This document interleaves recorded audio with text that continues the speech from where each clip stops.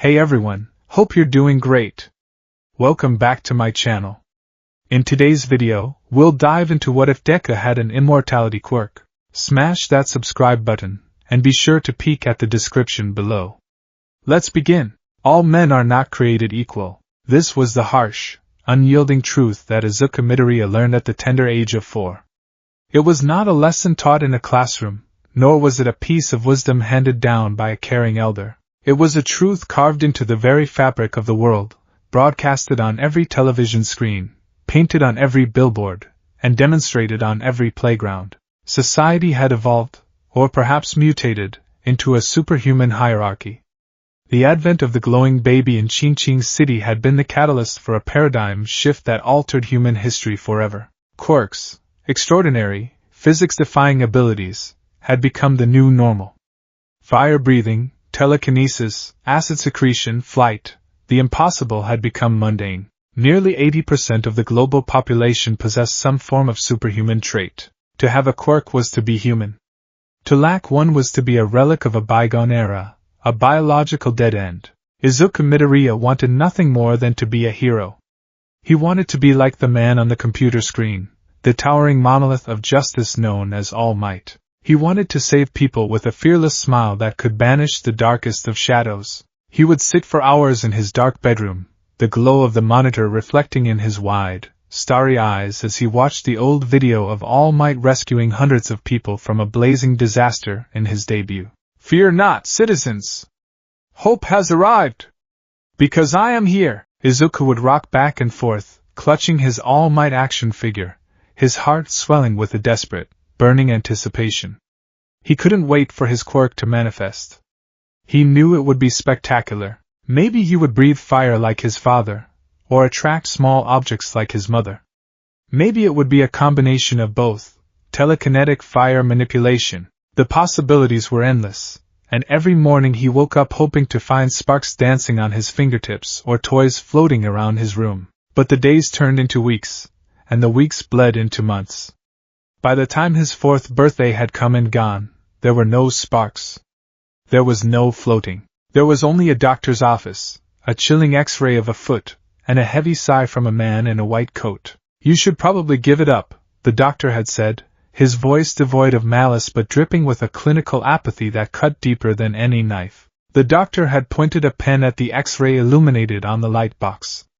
He explained the evolutionary theory of quirks, the streamlining of the human body, the absence of the extra joint in the pinky toe. He pointed to Izuku's X-ray, where that useless, primitive joint sat clear as day.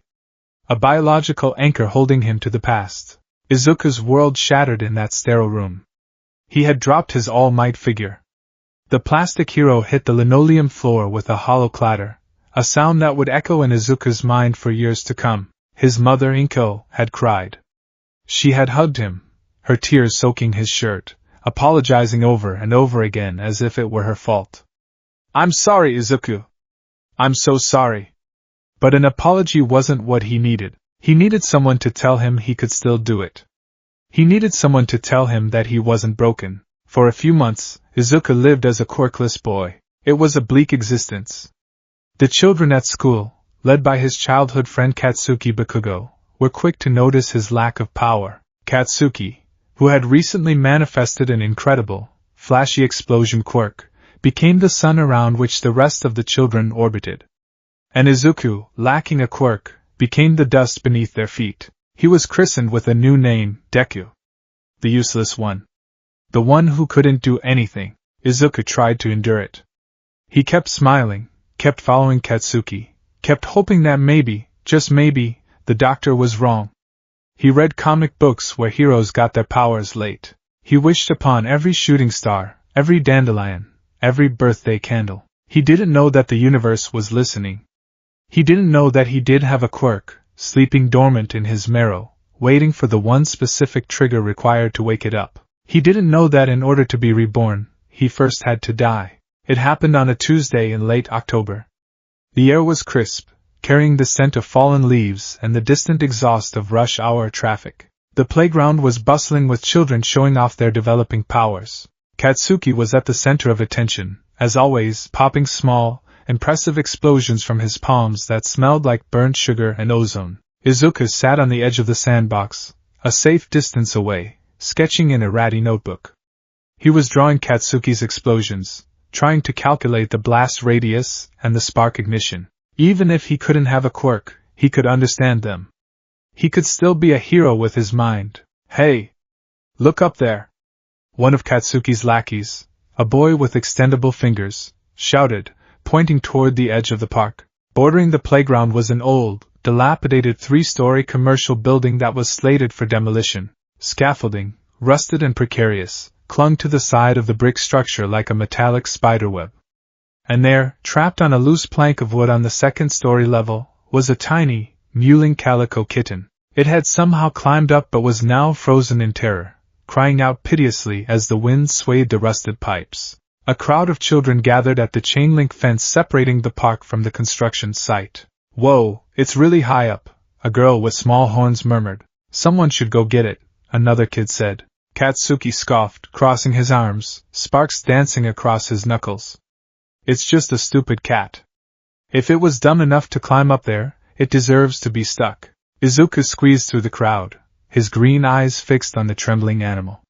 His heart hammered in his chest. A life is in danger. The thought rang clear as a bell in his young mind. The kitten was terrified. It needed a hero. He looked around. The adults were on the other side of the park, chatting on benches, oblivious to the drama unfolding by the fence. There were no pro-heroes passing by. Before he could process the danger, before logic could override his instinct, Izuku's small hands grasped the chain-link fence. He scrambled over it, dropping into the overgrown weeds of the construction site. "Hey! What are you doing, Deku?" Katsuki yelled, his crimson eyes widening in surprise. "Get back here, you quirkless loser! You're gonna get hurt." Izuku didn't listen. The kitten let out another pathetic mew. Izuku approached the base of the scaffolding. It looked like a towering steel mountain to his 4-year-old eyes. The rusted metal was cold beneath his fingers, but he gripped it tightly. "I can do this," he told himself, finding a foothold on the lowest crossbar. "I can be a hero. I can save him." He began to climb. It was slow, arduous work. His arms were small and lacked the muscle mass needed for such a feat, but adrenaline fueled his ascent. 10 feet off the ground. 15. 20. The wind picked up, biting at his cheeks and ruffling his unruly green curls. The scaffolding groaned in protest beneath his weight, a haunting, metallic shriek that sent shivers down his spine. "Deku, you idiot! Get down!"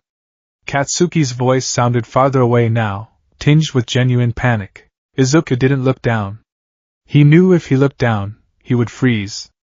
He kept his eyes on the prize. The kitten was only a few feet above him now, huddled on a wooden plank that jutted out precariously over the edge. "Here, kitty," Izuku whispered, his breath visible in the chilly air. He reached the level of the plank, gripping a vertical pipe with his left hand while reaching out with his right. The kitten hissed, backing away. "It's okay. I'm here." "Because I am here," Izuku murmured, echoing the words of his idol. He shifted his weight, stepping onto the wooden plank. That was his first mistake. The wood, rotted from years of rain and neglect, let out a sickening crack. Izuku froze, his breath catching in his throat. He looked down at the plank. A jagged fissure was sprinting across the grain, directly beneath his red sneakers. Panic, cold and sharp, pierced his chest. He lunged forward, grabbing the scruff of the kitten with his right hand. He had it. He saved it. But as he pulled his arm back to retreat to the steel piping, the wooden plank gave way entirely. The support snapped.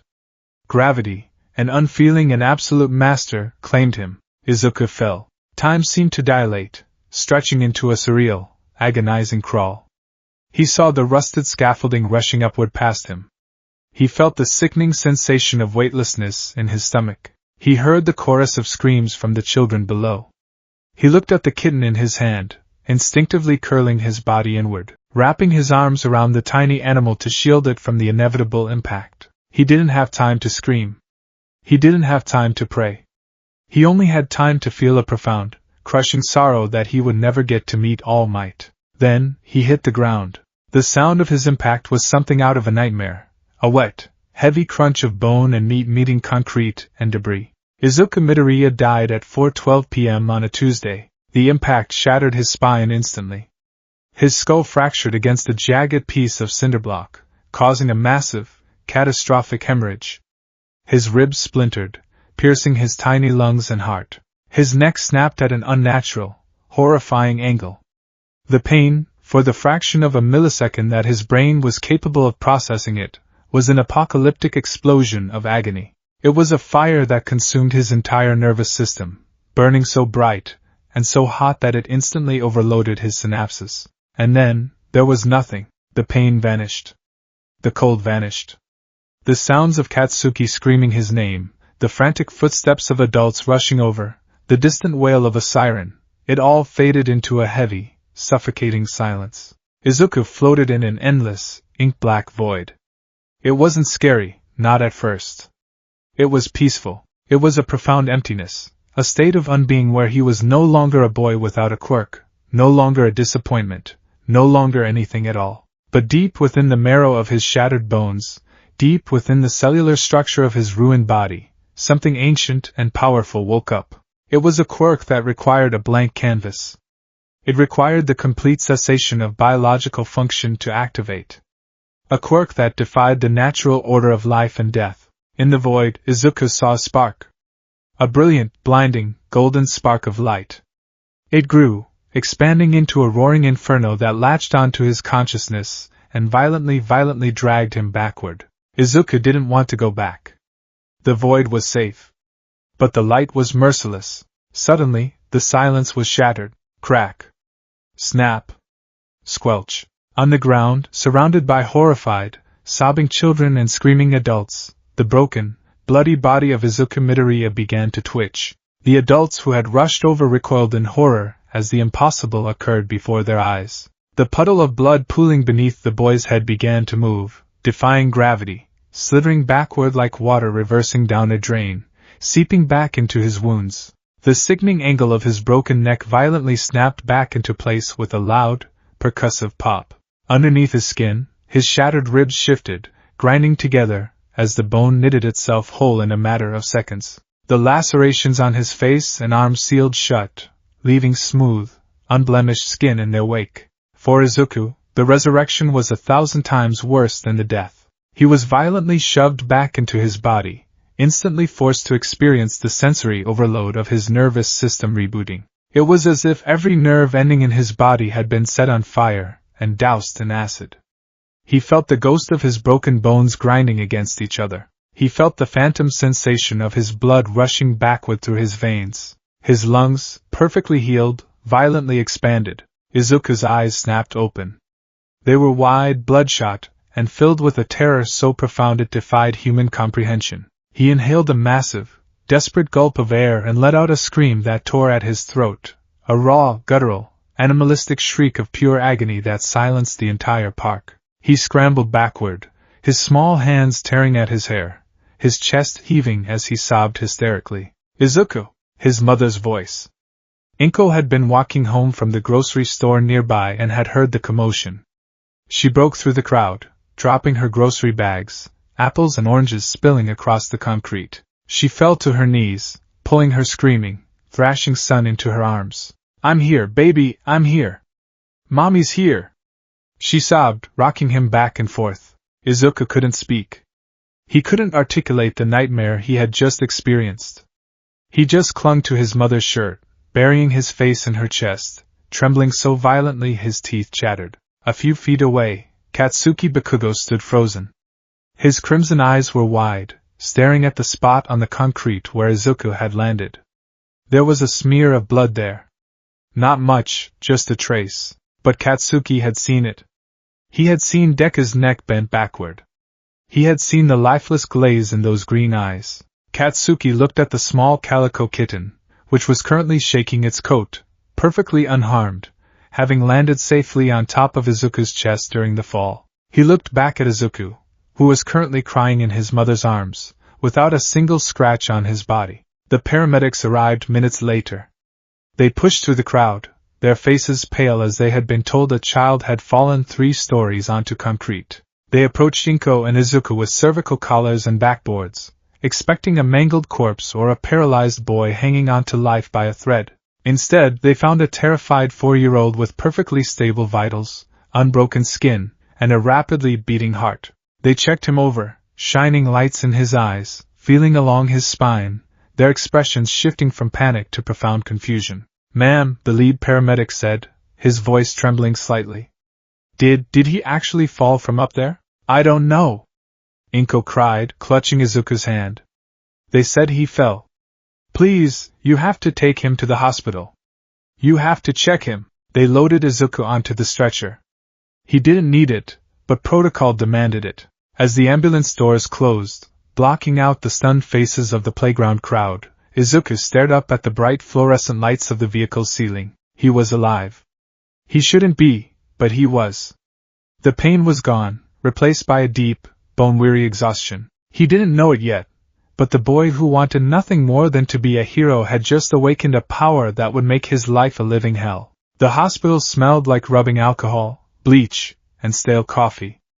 It was a smell Izuku would become intimately familiar with over the next decade. He sat swinging his legs on the edge of the examination table, wearing a hospital gown that was 2 sizes too big. He felt fine.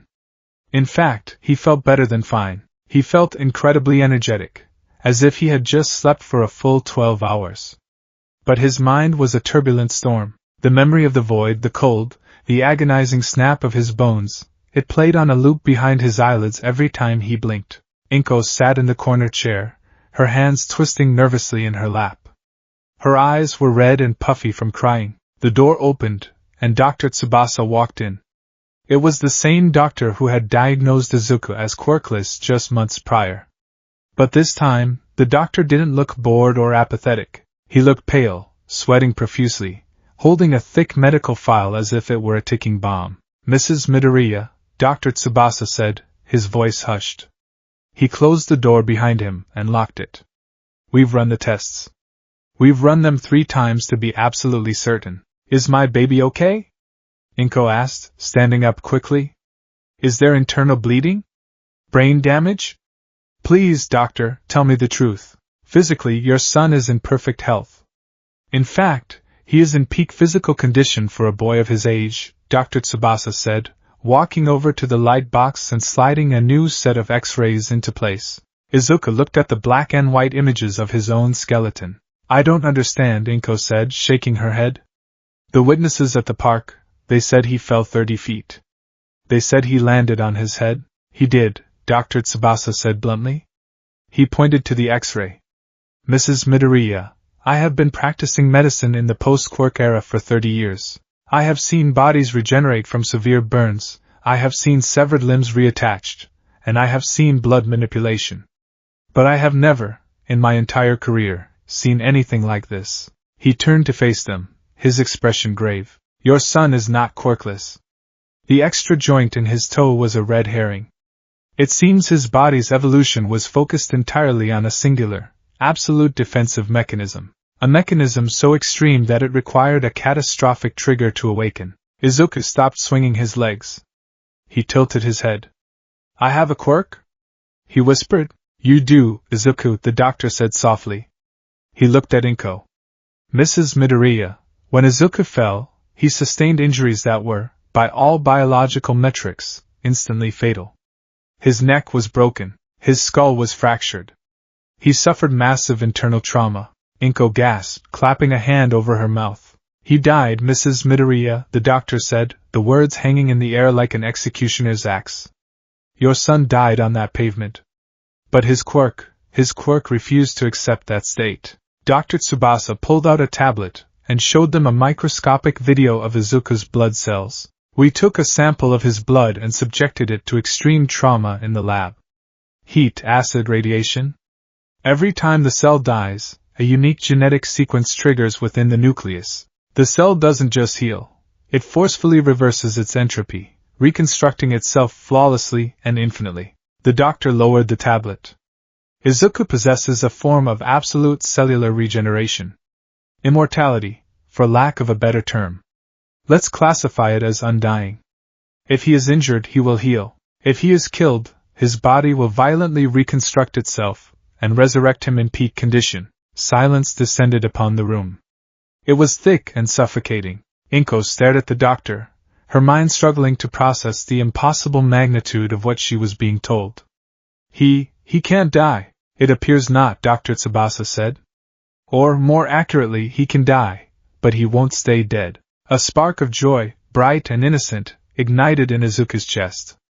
A massive smile broke across his freckled face. I have a quirk, he thought, his heart soaring. I have a quirk, and it's super strong. I'm unkillable. Just like All Might. I can save anyone, and I don't have to worry about getting hurt. That's amazing. Izuku cheered, throwing his arms up in the air. I can be a hero, Mom. I can be a hero who never loses. But Inko wasn't smiling. She was staring at her son with a look of absolute, unadulterated horror. The doctor sighed heavily, removing his glasses and pinching the bridge of his nose. Izuku, listen to me very carefully. This quirk, it is a miracle, yes. But there is a severe caveat. Izuku lowered his arms, his smile faltering at the serious tone. A caveat? We tested your nervous system, Dr. Tsubasa explained. Usually, regeneration quirks come with an innate numbing agent. The body suppresses pain receptors so the user doesn't go into shock while their flesh knits back together. Your quirk does not have this feature. The doctor knelt down, looking Izuku directly in his wide green eyes. Izuku, your body will fix itself.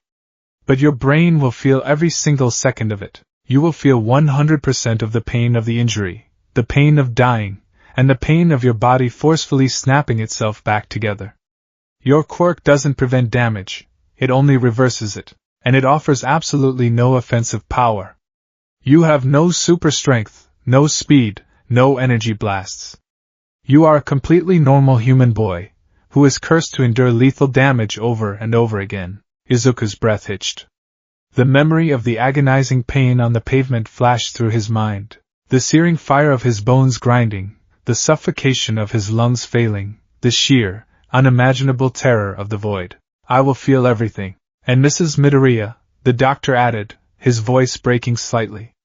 You need to prepare yourself. If his cells truly do not age or degrade once they reach a state of maturity, you will outlive him in reverse. He will watch the world turn to dust. Inko couldn't take it anymore. She collapsed to her knees, burying her face in her hands, and began to wail. It was a sound of profound grief, the sound of a mother mourning the normal, happy life her son would never have. Izuku sat on the table, the oversized hospital gown slipping off his shoulder. He looked at his hands. They were small, soft, and completely unblemished. He had a quirk. He got what he wanted, so why did he feel like he had just been handed a death sentence? The return to school was supposed to be triumphant. A week had passed since the incident. The news of Izuku's survival had spread through the neighborhood like wildfire, whispered by housewives in grocery aisles and debated by children on the playground. Some said he was made of rubber. Some said he had an angel watching over him. Izuku walked through the school gates on Monday morning with a renewed sense of purpose. He was wearing his bright yellow backpack, his All Might sneakers laced tight. He was nervous, yes. The doctor's words still echoed in his mind, and he had suffered a few horrific nightmares where he was trapped falling endlessly. But he pushed those thoughts down. He wasn't Deku anymore. He had a quirk. He was special. When he entered the playground, all eyes turned to him. The chatter died down. The kids parted, creating a path for him as if he were a ghost who had wandered back into the realm of the living. Standing by the swing set was Katsuki. The blonde boy looked at Izuku, his crimson eyes narrowed in suspicion and something else, something that looked dangerously close to fear. Katsuki had seen Izuku die. He had seen the lifeless eyes. For the past week, Katsuki had been uncharacteristically quiet, haunted by the guilt of having mocked Izuku right before he fell. Kaken! Izuku called out, offering his usual bright smile. He jogged over to his friend. I'm back. Katsuki didn't smile back. He kept his hands shoved in his pockets. You're not dead. Nope. Izuku beamed, bouncing on his heels. I went to the hospital. The doctor said I have a quirk. A real quirk, Kaken. It's called undying. I can't be killed. The fear in Katsuki's eyes vanished, instantly replaced by a fiercely competitive fire. He stepped forward, getting into Izuku's personal space. Unkillable? Ha! There's no such thing as an unkillable quirk. Everyone has a weakness. It's true, Izuku insisted. I fell, and my body fixed itself. I can be a hero now, Kaken. We can be heroes together. Katsuki stared at him. Then, without a word of warning, he shoved Izuku hard in the chest. Izuku stumbled backward, his foot catching on the edge of the sandbox. He fell hard, scraping his palms and knees violently against the coarse gravel. Blood welled up instantly, stinging sharply. Ow! Izuku winced, tears prickling the corners of his eyes. Let's see it, then, Katsuki demanded, looming over him. Show me this amazing quirk. The crowd of children pressed closer, eager for a show. Izuku sniffled, looking down at his bleeding palms. Before his very eyes, the magic happened. The blood stopped flowing. It seemed to retract back into the broken skin. The scraped flesh rapidly stitched itself together, leaving smooth, unblemished skin behind in less than 3 seconds. The pain flared hot for a moment, an intense stinging sensation, and then vanished. A collective gasp echoed around the playground. Whoa! A kid whispered. He healed. It's like a video game. Another chimed in. Izuku looked up at Katsuki, smiling proudly, expecting to see admiration or respect in his friend's eyes. He expected Katsuki to say, Wow, Deku, that's an awesome quirk, but Katsuki just stared at Izuku's healed hands, his expression darkening into a scowl of profound disgust. That's it. Katsuki spat, his voice dripping with venom. Izuku's smile fell. What? You healed a scrape. Big deal, Katsuki sneered, small explosions popping aggressively in his palms. Where's the power? Where's the fire, the strength? How are you supposed to fight a villain? I can take their hits. Izuku argued, scrambling to his feet. I can distract them. I can keep them busy so they don't hurt anyone else. Katsuki let out a harsh, barking laugh. He stepped forward and shoved a finger hard into Izuku's chest. Listen to me, Deku. A hero doesn't just stand there and take hits. A hero fights back. A hero beats the villain into the ground until they stay down. All Might doesn't let the bad guys beat him up. He smashes them with a Detroit smash. Izuku swallowed hard, his heart sinking. But I can save people. No, you can't! Katsuki shouted, the explosive pops in his hands growing louder. You're just a meat shield. You don't have any power to save anyone. You only have the power to save yourself. What happens if the villain ignores you and attacks someone else? What are you gonna do? Bleed on them? The words hit Izuku harder than the concrete had a week ago. A hero needs to be strong, Katsuki spat, turning his back on Izuku. He looked over his shoulder, his eyes colder than ice. You're not a hero, Deku.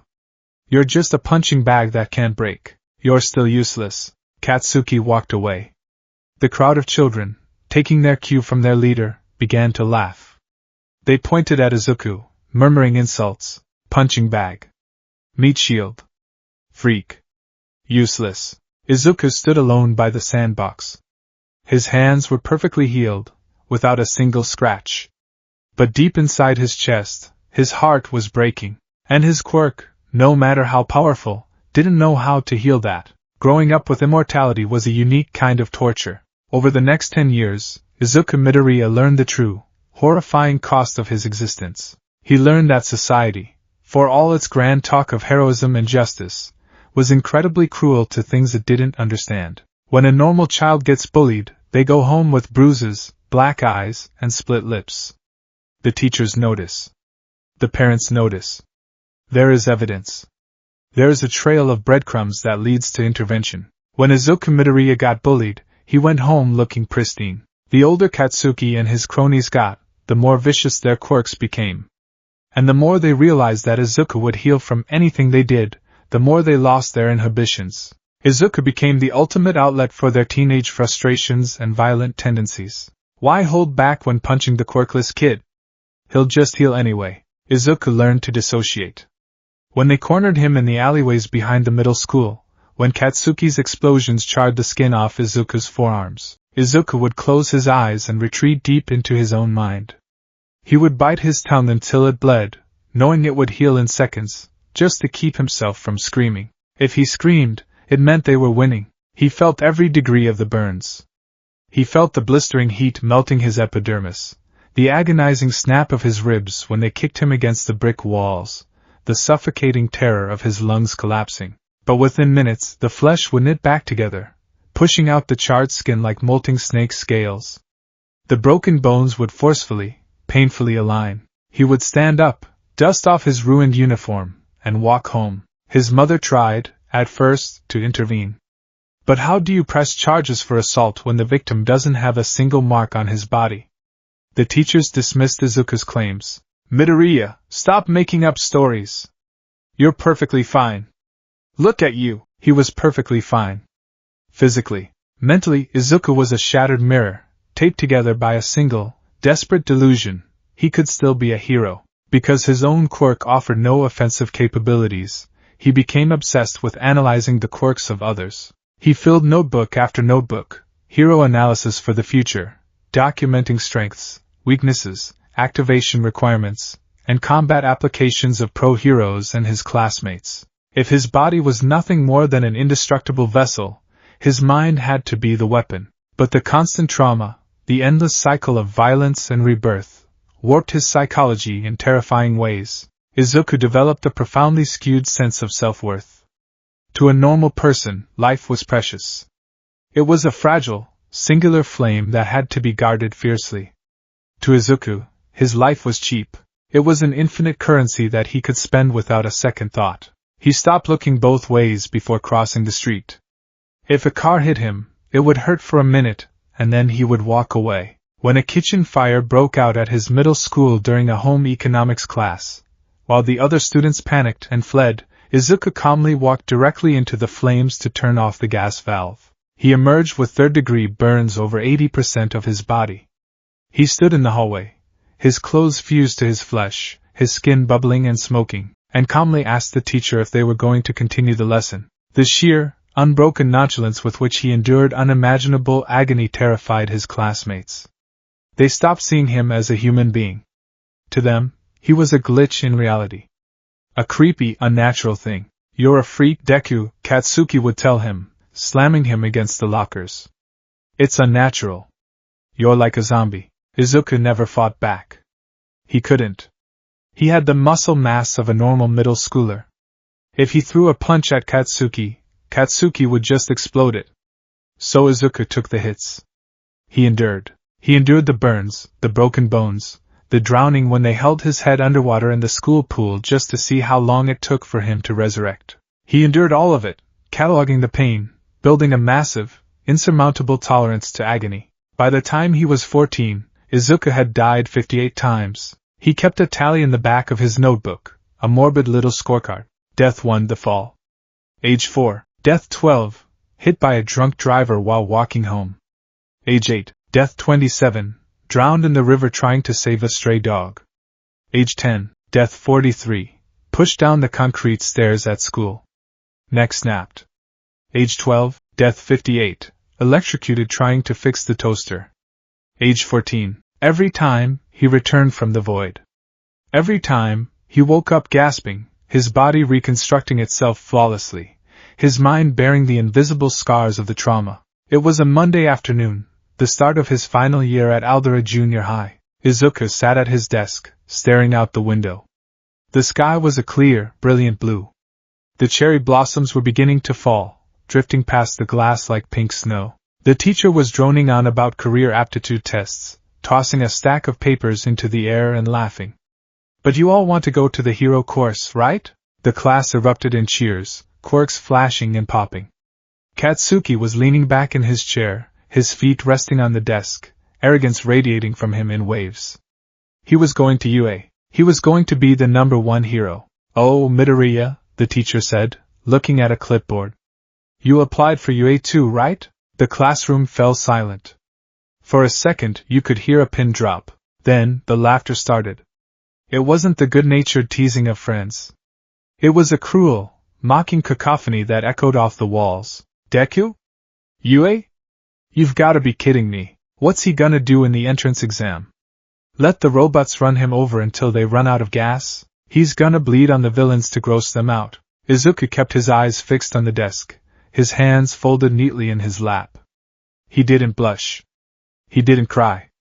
He just let the words wash over him, as meaningless as rain hitting a tin roof. Katsuki slammed his hands on Izuku's desk, an explosion destroying Izuku's notebook. You listen to me, Deku, Katsuki snarled, smoke rising from his palms. You are worse than the rest of these rejects. You don't have a combat quirk. You don't have a rescue quirk. You have a freak quirk. You think Yue wants a hero who just stands there and dies? You're a liability. Izuku looked up at Katsuki. His green eyes were dull, completely devoid of the starry, innocent wonder they had held when he was 4. They were the eyes of an old man trapped in a teenager's body, the eyes of someone who had seen the other side of the veil too many times. They need people to protect the civilians, Kaken, Izuku said, his voice flat, devoid of emotion. If I stand in front of the villain hits me instead of someone else. I can buy time. You're pathetic, Katsuki spat, snatching Izuku's ruined notebook and tossing it out the third-story window. If you want to be a hero so bad, why don't you take a swan dive off the roof? Maybe in your next life, you'll get a quirk that actually does something. The class went dead silent at that. Suicide baiting was a line, even for them, but Izuku didn't flinch. He didn't react with horror or sorrow. He just tilted his head, looking at Katsuki with a calm, unnerving serenity. I already tried that, Kaken, Izuku said softly, so only the two of them could hear. When I was 10. From the roof of my apartment building. 6 stories. Katsuki froze, the color draining from his face. Izuku offered a small, broken smile. It took exactly 4 seconds for me to hit the ground. My femur shattered and pierced my heart. It took 22 seconds for my body to push the bone back in and restart my pulse. It was the 41st time I died. Katsuki took a step back, his eyes wide with a mixture of horror and revulsion. He looked at Izuku as if he were staring at a monster, an aberration of nature. He didn't say another word. He just turned and walked quickly out of the classroom, the rest of his lackeys following in uneasy silence. Izuku remained at his desk, alone in the room. He sighed, standing up and grabbing his yellow backpack. He needed to go find his notebook in the koi pond. He walked down the stairs, out of the building, and fished his sodden, burned notebook out of the water. He brushed a few fish scales off the cover, the title Hero Analysis for the Future number 13 barely legible. He began the walk home, taking the shortcut under the bridge. He pulled out his phone, pulling up the old, familiar video of All Might's debut. The video that had started it all. The hero standing amidst the flames, laughing, holding civilians safely in his massive arms. Fear not, citizens! Hope has arrived! Because I am here! Izuku stopped walking. He looked at the screen, and then he looked at his own reflection in a puddle on the concrete path. He saw a skinny boy with messy green hair, sunken eyes, and a posture that screamed defeat. A hero, Izuku whispered to himself. Katsuki was right. A hero needed to win. A hero needed to fight. All Izuku could do was endure. He was a shield with no sword. A wall that could be knocked down infinitely, but never strike back. What good was an immortal body if he lacked the strength to pull a child out from under the rubble? What good was endless life if he couldn't stop a villain from killing someone else while they were busy torturing him? He closed his eyes, clenching his fists. The familiar sting of self-loathing coiled in his gut. He hated his quirk. He hated it with every fiber of his being. He would gladly trade his immortality for a single spark of fire, a single ounce of telekinesis. He would trade his infinite lives for one, single, fragile life where he actually had the power to make a difference. He didn't want to be the boy who couldn't break. He wanted to be the boy who could protect. A sudden, foul smell hit his nose. It smelled like raw sewage and rotting garbage. Izuku opened his eyes. The manhole cover a few feet away from him was rattling violently. Suddenly it exploded into the air, clattering against the concrete of the tunnel. From the dark, fetid depths of the sewer, a massive, gelatinous mass of dark green sludge erupted outward. It coalesced into a towering, shifting blob of liquid muscle, two massive, bloodshot eyes and a jagged mouth full of yellow teeth forming in the center. A medium-sized invisibility cloak, the sludge villain gurgled, its voice wet and guttural. Perfect. Izuku didn't run. He didn't panic. He just stared at the villain, his heart rate barely elevating. A normal kid would be screaming. A normal kid would be sprinting for their life. But Izuku Midoriya was not normal. His threat assessment was irreparably broken. He calculated the mass of the villain, the lack of solid physical structure, and deduced that blunt force trauma wouldn't work. The villain would likely attempt to suffocate him to take over his body. Suffocation, Izuku thought analytically. Death by hypoxia. That's around 4 minutes of intense chest pain, followed by loss of consciousness, followed by brain death. Resurrection will take approximately 15 seconds, pushing the sludge out of my respiratory system via forceful exhalation. He was already planning his resurrection before the fight had even begun. The sludge villain lunged forward, a massive tendril of liquid snapping out like a whip, wrapping tightly around Izuku's torso and lifting him into the air. Don't fight it, kid, the villain hissed, forcing a thick appendage of sludge up Izuku's nose and into his open mouth. It'll only hurt for about 45 seconds. Then, it'll all be over. You're a hero to me. The sludge flooded Izuku's windpipe, tasting like copper and sewage. The oxygen was cut off instantly. His lungs burned, screaming for air that wasn't there. Izuku didn't thrash. He didn't claw at his throat. He just hung there, suspended in the air, enduring the agony with a terrifying, vacant calm. It will be over soon, Izuku thought, the edges of his vision beginning to darken. And then I'll wake up. I always wake up. He closed his eyes, letting the darkness take him. He was ready to die for the 59th time, but destiny, it seemed, had a different plan for Izuku Midoriya on this particular afternoon. Because just as his heart gave its final, desperate beat, the cover of the sewer erupted with a massive explosion of force. A colossal figure shot out of the darkness, landing in a heroic crouch that cracked the concrete beneath his boots. Izuku, on the very edge of death, forced his eyes open. Through the murky, sickening green of the sludge, he saw a mountain of muscle wrapped in a white t-shirt and cargo pants. He saw bright blonde hair standing up like 2 rabbit ears. "Fear not, kid!" A voice boomed, rich, deep, and echoing with unyielding confidence. The man stood up, rearing back a fist that seemed to pull the very air in the tunnel toward it. "Because I am here," and for the first time in his life, as All Might unleashed a shockwave that obliterated the sludge villain and sent Izuku tumbling safely to the ground. The boy who couldn't break felt a glimmer of something he hadn't felt in 10 years. Hope. Izuku Midoriya did not die in the tunnel. It was a close thing. His vision had tunneled down to a pinpoint, his lungs had seized, and his heart had begun the painful, stuttering flutter that preceded cardiac arrest. The sludge villain's vile, sewage-tasting body had coated the inside of his trachea, a suffocating blanket of invasive pressure. Izuku had been ready for the darkness. He had prepared his mind for the inevitable, agonizing snap of his cells forcefully reknitting themselves. But then, the wind had changed.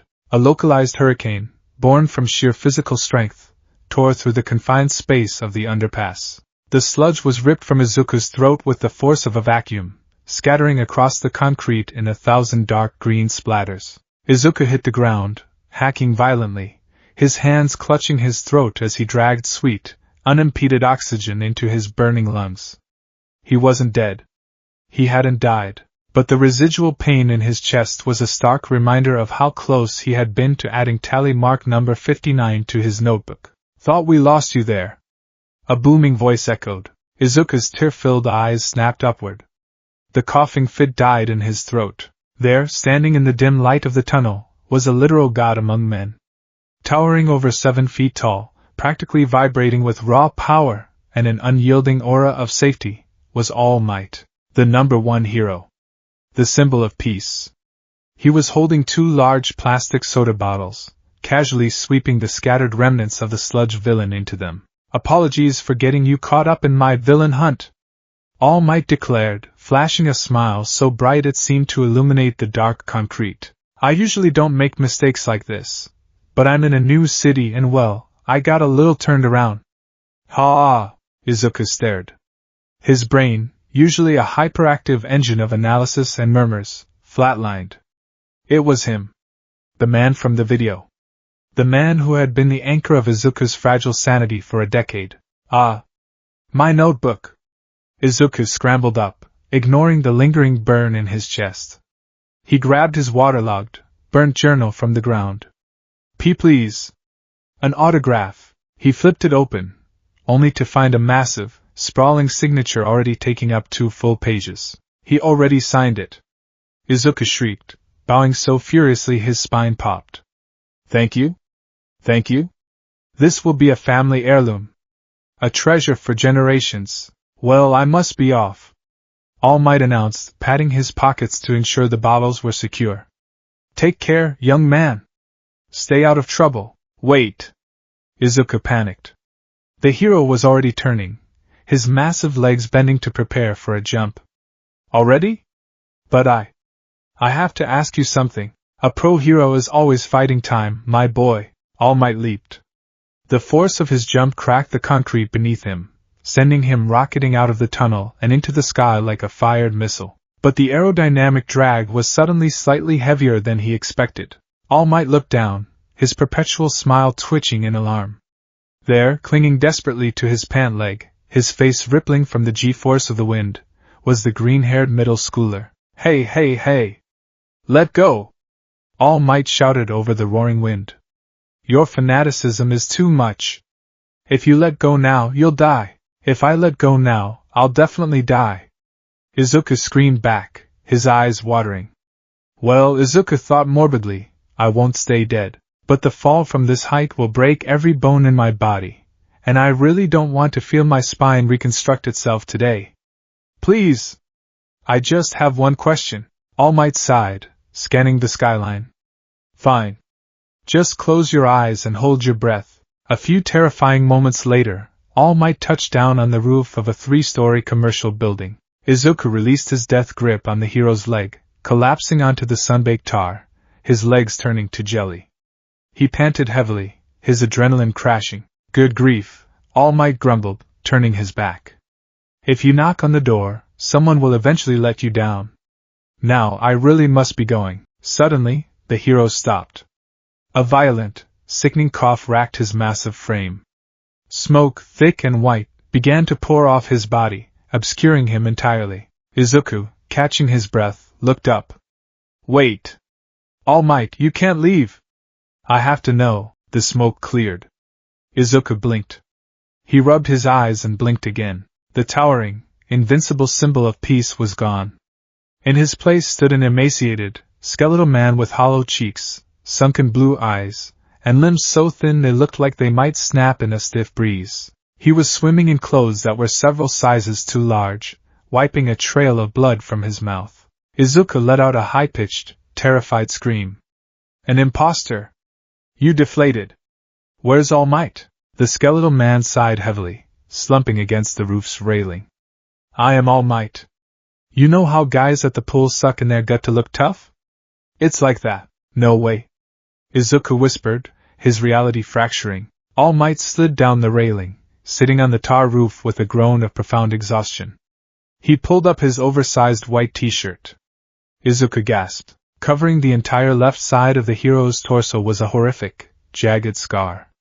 It looked like a crater, a mass of angry purple and red tissue radiating out from a central, sunken point. 5 years ago, All Might said, his voice quiet, stripped of the booming bravado. An enemy did this to me. My respiratory system was nearly destroyed. I lost my whole stomach. All the surgeries have worn me down. Right now, I can only do hero work for about 3 hours a day. The rest of the time, I look like this. Izuku stared at the wound. His mind instantly catalogued it.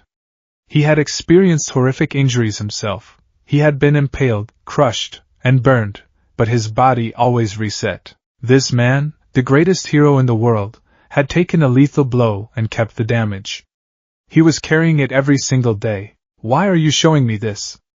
Izuku asked softly. Because you need to understand reality, All Might said, fixing his piercing, hollow eyes on the boy. You asked if you could ask me a question? What is it? Izuku swallowed hard. The wind howled softly across the roof.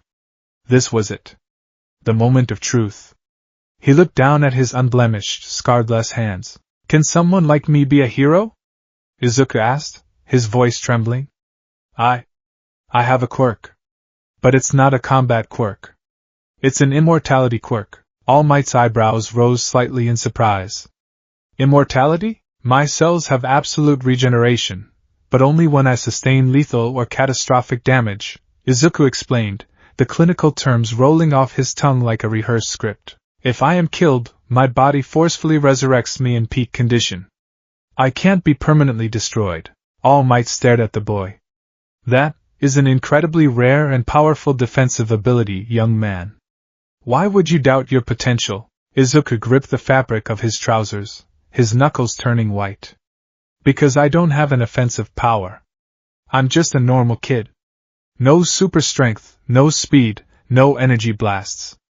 And he took a shuddering breath. My quirk doesn't numb pain. I feel 100% of the injuries. I feel myself die, and I feel my bones snap back together when I revive. All Might visibly stiffened. The hero, who had endured unimaginable pain himself, felt a cold chill run down his spine at the boy's words. My whole life, Izuku continued, tears welling in his eyes, everyone has told me I'm just a meat shield. A punching bag. They say a hero has to be able to beat the villain, to strike back. I can't strike back. All I can do is stand in front of the villain, and let them kill me over and over again so they don't hurt anyone else. Can someone who only has a cheap life to throw away, can I stand on the same stage as you? The silence that followed was deafening. Izuku waited for the smile.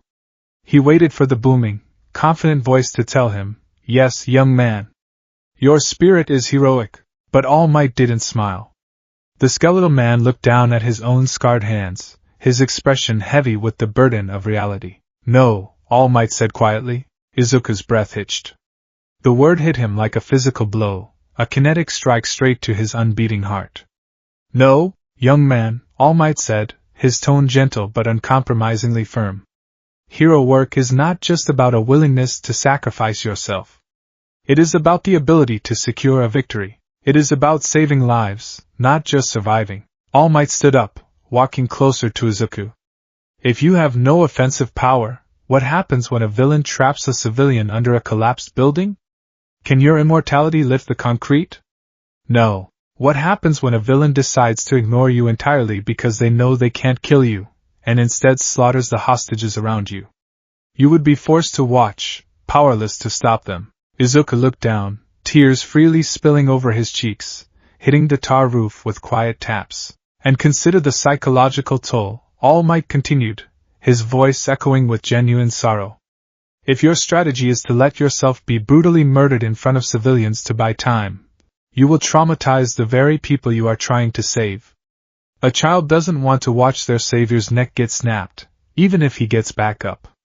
A hero must be a symbol of peace, a pillar of reassurance. You cannot be a beacon of hope if your method of heroism is a visceral display of horror. Izuku squeezed his eyes shut. It was exactly what Katsuki had said. It was exactly what the teachers had said. But hearing it from All Might, it finalized it. It was an objective, indisputable truth. I'm sorry, young man, All Might said gently. Your willingness to endure pain for others is noble. It truly is. But a pro-hero must be equipped to defeat the evil, not just endure it. If you want to help people, become a police officer. A firefighter. A paramedic. Those are fine, honorable professions. But as a pro-hero, you would be a liability on the battlefield, and the psychological damage you would inflict on yourself and others would be devastating. All Might turned, walking toward the heavy metal door that led down into the building. It's not bad to dream. But you have to consider what's realistic. Your life isn't cheap, kid. Don't throw it away just because it comes back. The heavy metal door clicked shut. Izuku was alone on the roof. The silence was absolute. The hope that had sustained him for 10 years, the fragile, desperate delusion that if he just took enough beatings, he could be a hero, shattered into a million irreparable pieces. He didn't scream. He didn't wail. He just stood there, entirely hollow. He was Deku. The useless one. The glitch. The punching bag. He slowly walked toward the door, his movements robotic. He pushed it open and began the long descent down the stairwell. Each step felt like walking through molasses. Become a police officer. A paramedic. But the police relied on heroes. Paramedics cleaned up after heroes. If he was in those roles, and a villain attacked, he would still just be the immortal meat shield. Nothing changed. He was cursed to walk the earth, unable to defend anyone, unable to even grant himself the mercy of a permanent end. He exited the building, stepping out onto the bustling streets of Tatooine's shopping district. He didn't know where he was going. He was just putting one foot in front of the other, dissociating from his own body. Boom! A massive explosion rattled the storefront windows. Izuku blinked, pulled out of his spiraling thoughts. He looked up. Plumes of thick, black smoke were rising into the sky a few blocks away. The smell of burning rubber, ozone, and burnt sugar filled the air. Burnt sugar. Izuku knew that smell. He had lived with that smell singeing his skin for a decade. It was the smell of Katsuki's nitroglycerin sweat. Without thinking, Izuku's feet began to move. He ran toward the smoke. It wasn't hero instincts. It was a deeply ingrained, almost Pavlovian response. Where Kakin was exploding, trouble followed. He pushed through a growing crowd of onlookers, coming to a halt at the police barricade. His eyes widened in sheer horror. The Tatooine shopping district was a war zone. Fires raged out of control, licking the sides of the buildings. Shards of glass and chunks of asphalt littered the street, and in the center of the chaos, swelling to an enormous size, was the sludge villain. He dropped the bottles, Izuku realized, his stomach dropping into his shoes. When I grabbed his leg, All Might dropped the bottles. This is my fault. But that wasn't the worst part. Thrashing violently in the center of the gelatinous mass, his face half submerged in the suffocating muck, was Katsuki Bakugo. Katsuki was firing off massive explosions from his palms, desperate, panicked blasts that were only serving to ignite the surrounding buildings and feed the villain's chaos. But the sludge just absorbed the impacts, reforming instantly. It's no use. Death Arms, a pro-hero with super strength, shouted from the sidelines, coughing on the smoke. I can't get a grip on this guy. It's like punching pudding, and he's got a hostage. Kamui Woods gritted his teeth, holding back civilians. His quirk is a terrible match for mine. My wood will catch fire if I get close. Empty Lady stood helplessly at the edge of the street.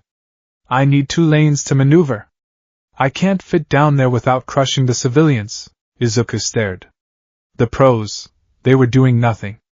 They were standing there, offering excuses, waiting for someone with a better quirk matchup to arrive. He looked at Katsuki. The explosions were growing weaker. Katsuki's face was turning purple. The sludge was creeping up his nose, into his mouth, exactly as it had done to Izuku in the tunnel. Through the chaos, through the smoke and the fire, Katsuki's crimson eyes locked onto Izuku's green ones. Katsuki's eyes were wide, bloodshot, and filled with a raw, unfiltered terror. It was a look Izuku had never seen on his childhood friend's face. The arrogant, invincible boy who thought he was going to be number 1 was drowning. He was dying. He's pleading, Izuku realized. He's asking for help. Your life isn't cheap. Don't throw it away just because it comes back. All Might's words echoed in Izuku's mind. You would be a liability. If Izuku went out there, he couldn't beat the villain. He had no strength. He couldn't pull Katsuki out. All he could do was die. But as Izuku watched the sludge fully cover Katsuki's mouth, cutting off his last supply of oxygen, a terrifying realization washed over him. My life is cheap, Izuku thought, his expression flattening into a mask of pure, absolute resolve. It's infinite. Kakin's life only happens once. I have endless coins to feed the machine. He only has one. Izuku Midoriya ducked under the police tape. Hey! Kid, get back here! Death Arms bellowed, reaching out to grab him, but Izuku was already sprinting. He didn't run with the chaotic, flailing panic of a child. He ran with a terrifying, singular focus. He didn't grab his backpack to throw it. He didn't look for a weapon, he was the weapon. He was the shield. Deku? Katsuki's muffled, gargled voice barely registered through the sludge. The sludge villain noticed the boy charging at him. A massive, jagged grin split the liquid mass. You! The brat from the tunnel! You came back to be my meat suit? Izuku didn't answer. He didn't slow down. As the sludge villain reeled back a massive tendril to swat him away, Izuku dove forward. He didn't aim for the villain's eyes. He didn't aim to strike. He dove headfirst directly into the central mass of the villain, right where Katsuki was trapped. The impact was sickening. Izuku plunged into the fetid, suffocating liquid. It was freezing cold, and smelled of rot. What are you doing, you idiot? The villain roared, his internal structure disrupted by the sudden addition of a second body. Izuku found Katsuki in the dark muck. The blond boy was thrashing, his eyes rolling back in his head. Izuku forced his hands upward, wedging his forearms violently between the dense sludge and Katsuki's face. He pushed, using every ounce of his meager middle school strength to create a tiny, 2-inch pocket of air around Katsuki's mouth and nose. Katsuki gasped, sucking in the polluted, smoky air of the alleyway, choking and coughing. Deku? Katsuki yelled, his voice raw, his eyes wide in disbelief as he saw Izuku buried in the sludge beside him. What the hell are you doing? Get out of here! Izuku couldn't answer. To create the air pocket for Katsuki, Izuku had to surrender his own. The sludge rushed into Izuku's open mouth, flooding his windpipe, filling his lungs with toxic, heavy liquid. You want to be the hero, kid? The sludge villain shrieked, furious that his prize hostage was getting oxygen. Then die for him! The pressure inside the sludge intensified exponentially. The villain constricted its liquid muscles around Izuku, crushing him with the force of a hydraulic press. Izuku felt his ribs groan under the pressure. The oxygen deprivation was immediate and severe. His lungs burned like they were filled with battery acid. The darkness encroached, swift and merciless. Katsuki watched in horror as Izuku's green eyes wide, blood vessels popping in the sclera, turning them a horrific shade of red. Deku! Katsuki screamed. Stop! Get out! Izuku looked at Katsuki, and even through the agonizing pain, even as his ribs began to crack under the pressure, Izuku smiled. It wasn't a confident All Might smile. It was a sad, broken, reassuring smile. It's okay, Kaken, Izuku thought, though he couldn't speak. I don't break. Crack. Izuku's ribcage shattered. The broken bone fragments punctured his already drowned lungs. His heart stopped. Izuku Midoriya died for the 60th time. His body went limp in the sludge. Katsuki felt the resistance of Izuku's arms give way. The sludge immediately began to crush back against Katsuki's face. No! Katsuki roared, firing an explosion blindly into the muck, tears tearing at his eyes. DKU! DKU, wake up! It took exactly 3 seconds. Deep within the crushed, drowned corpse of Izuku Midoriya, the immortality sequence activated. The cellular reconstruction was instantaneous, violent, and explosive. Izuku's body arched violently within the sludge. His shattered ribs snapped back into place with a percussive pop that reverberated through the liquid. His lungs forcefully expelled the sludge, sending a shockwave of kinetic energy outward that visibly rippled the villain's body. Izuku gasped, a massive, desperate intake of air, shoving his arms forward with renewed, peak-conditioned strength, re-establishing the air pocket for Katsuki. The pain hit Izuku like a freight train. The phantom sensation of his ribs breaking and unbreaking, the burning acid of suffocation, it all hit his nervous system simultaneously. He let out a muffled, agonizing scream that bubbled through the sludge. What the hell are you? The sludge villain shrieked in genuine terror. He had felt the boy die. He had felt the heartbeat stop. And then, the body had forcefully repaired itself inside him. Die. Just die. The villain constricted again, this time aiming for Izuku's neck. A tendril wrapped tight around Izuku's throat, snapping his cervical spine with a sickening crunch. Izuku died for the 61st time. 3 seconds later, he resurrected. The neck snapped back into place. Izuku gasped, his hands once again rigidly holding back the sludge from Katsuki's face, maintaining the human wedge. Stop! Katsuki sobbed, the arrogant bravado entirely stripped away, replaced by the traumatizing horror of watching a boy he had tormented literally die and come back to life inches from his face. Deku, stop it! You're feeling it. I know you're feeling it. Get out! Izuku died for the 62nd time as the villain crushed his skull. He resurrected, the bone knitting together in a flash of heat. 63. Suffocation. 64. Internal hemorrhaging. 65. Drowning. Izuku became a machine. A broken, traumatized machine trapped in a loop of unfathomable agony. He didn't fight back. He didn't try to punch the villain. He simply used his body as an indestructible pillar, locking his arms in place, forcing the villain to kill him over and over and over again so that Katsuki could keep breathing. The pro-heroes watched in stunned, horrified silence. What is happening? Empty Lady whispered, her hands covering her mouth. The villain keeps crushing him, but he keeps moving. He's using his own deaths to buy the hostage time, Kamiri Woods realized, his wooden mask failing to hide his profound disturbance. He's letting himself be killed. In the crowd, hidden among the onlookers, a skeletal man watched the scene unfold.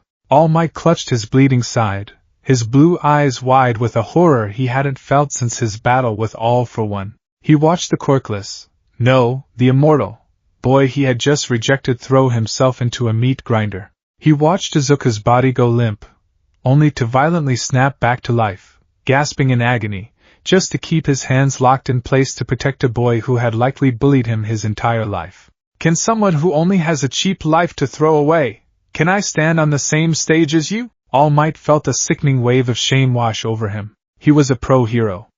He was the symbol of peace. And he was standing in the crowd, worrying about his time limit, worrying about his missing stomach, while a 14-year-old boy was enduring the pain of death on a continuous loop because no one else would step up. Pathetic, All Might thought, his blood boiling, his quirk singing in his veins. I lectured him on what it takes to be a hero. I told him he was a liability. But look at him. He has no power. He knows the agony that awaits him. And yet, his body moved before he had time to think. Izuku died for the 66th time. As he resurrected, his mind began to fray. The sensory overload was too much. The pain of dying 6 times in 2 minutes was tearing at his sanity. His vision blurred with tears and blood. He couldn't feel his arms anymore. He just knew he couldn't move them. If he moved them, Kaken would die. Just endure, Izuku thought, his mind retreating into a dark, quiet corner as his body prepared for death number 67. I am a shield. I won't break. I really am pathetic. The voice boomed through the alleyway, cutting through the crackle of the fires and the screams of the villain. Izuku felt the sludge around him shift violently. He blinked, trying to clear his vision. There, bursting from the crowd in a cloud of steam, muscles bulging, steam rising from his skin, was All Might. The hero grabbed the sludge villain with hands the size of boulders. I told you the traits that make a champion, All Might roared, blood spewing from his mouth, ignoring the agonizing tear in his own chest. But I failed to live up to my own ideals. A pro should always put his life on the line. All Might pulled his right arm back. The air around his fist began to warp and distort from the sheer pressure. Detroit. The villain shrieked, trying to flee, but All Might's grip was absolute. Smash! All Might threw the punch. He didn't hit the villain directly. He punched the air in front of it. The resulting shockwave was apocalyptic. A hurricane-force gale erupted in the narrow street. The sludge villain was instantly obliterated, his liquid body atomized by the sheer kinetic force.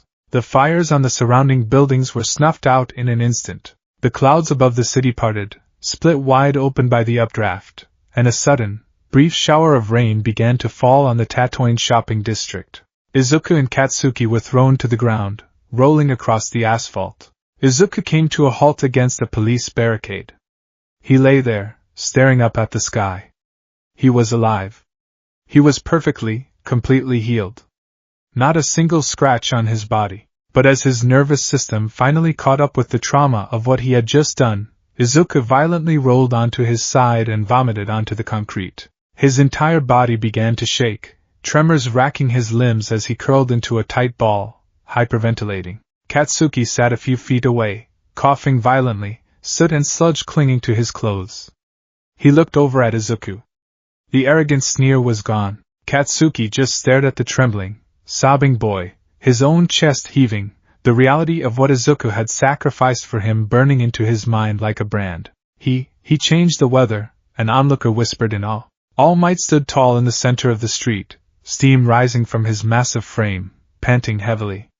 He looked over his shoulder at Izuku, his expression unreadable. The aftermath was a blur. The pro-heroes descended upon the boys once the villain was contained. Kamui Woods and Empty Lady surrounded Izuku. They weren't praising him. They were furious, and visibly unsettled. What is wrong with you? Death Arm scolded, pointing a massive finger at Izuku. Do you have a death wish? You threw yourself into a hostage situation with no offensive quirk. You just let the villain crush you. Do you have any idea how traumatizing it is for pros to watch a kid get killed in front of them? He has an immortality quirk, an officer noted, looking at a tablet. Midoriya Izuku. Registered as undying. I don't care if he's made of titanium. Kamui Wood snapped. You don't throw your life away like that. You got in our way. You could have escalated the situation. Izuku sat on the curb, his arms wrapped around his knees. He didn't argue. He didn't defend himself. He just stared blankly at the asphalt. I know, Izuku thought numbly. I know it's ugly. I know it's traumatizing. I'm just a meat shield. A few yards away, other heroes were praising Katsuki. Amazing endurance, kid. Your quirk is incredibly powerful. Once you hit high school, you'll be an amazing sidekick. Katsuki ignored them. He pushed past the heroes, his boots scuffing heavily on the road, and walked over to where Izuku was sitting. The pros fell silent, expecting the explosive boy to yell at the reckless one. Katsuki stood over Izuku. He looked at Izuku's unblemished neck, remembering the sickening crunch he had heard just minutes ago. He looked at Izuku's chest, remembering the sound of shattering ribs. Katsuki's fists clenched at his sides. He opened his mouth to speak. He wanted to yell. He wanted to call Deku a freak, to tell him he didn't need his help. But the words died in his throat. Deku, Katsuki forced out, his voice hoarse. Izuku didn't look up. Katsuki swallowed hard. He looked away, his jaw tight. I didn't ask you for help. But I owe you? You stupid, immortal freak. Katsuki turned on his heel and walked away, his shoulders tense, leaving Izuku alone on the curb. It wasn't a thank you. But from Katsuki Bakugo, it was a seismic shift in reality. 30 minutes later, the police allowed Izuku to leave. He walked home alone. The sun was setting, casting long, bloody shadows across the suburban streets. He felt incredibly tired. Not physically. His body was in perfect, peak condition, as it always was after a resurrection. But his soul felt like it had been dragged over broken glass. 6 deaths. 6 times he had felt his life violently ripped away and forcefully jammed back in. He stopped at a crosswalk, waiting for the light to change. I am here! Izuku jumped as All Might suddenly lunged out from an adjacent alleyway, striking a heroic pose. Ha! Taking a shortcut, my boy! Before Izuku could react, the hero coughed violently, a spray of blood erupting from his mouth as he deflated back into his skeletal form. He wiped his mouth, groaning in pain. Izuku stepped back, his eyes wide. All Might? Why are you following me? Were you waiting for me? All Might straightened up, his hollow blue eyes locking onto Izuku. The hero took a step forward, and to Izuku's absolute shock, All Might bowed. The number 1 hero bent at the waist, lowering his head to a middle schooler. I come to you with an apology, a correction, and a proposal, All Might said, his voice solemn and heavy with respect. An apology? Izuku stammered, his hands waving frantically. No, you don't have to apologize. You were right. I got in the way. The pros scolded me. I'm just a liability. The pros are blind to the truth, All Might interrupted, standing tall, his eyes fierce. If I had not heard your story, if I had not watched what you did, I would have been a fake hero today. I was terrified of my own limit. I stood in the crowd, making excuses. But you, All Might pointed a bony finger at Izuku. You had no power to defeat that villain. You knew the agonizing pain that awaited you. You knew you would suffer horribly. And yet, out of everyone in that crowd, out of all the pros with flashy combat quirks, you were the only one whose feet moved. Izuku's breath caught in his throat. Tears, hot and unbidden, welled in his eyes. You didn't just survive today, young man, All Might said gently. You weaponized your own suffering to save a life. You built a wall out of your own bones to protect a boy who despises you. That is the essence of heroism.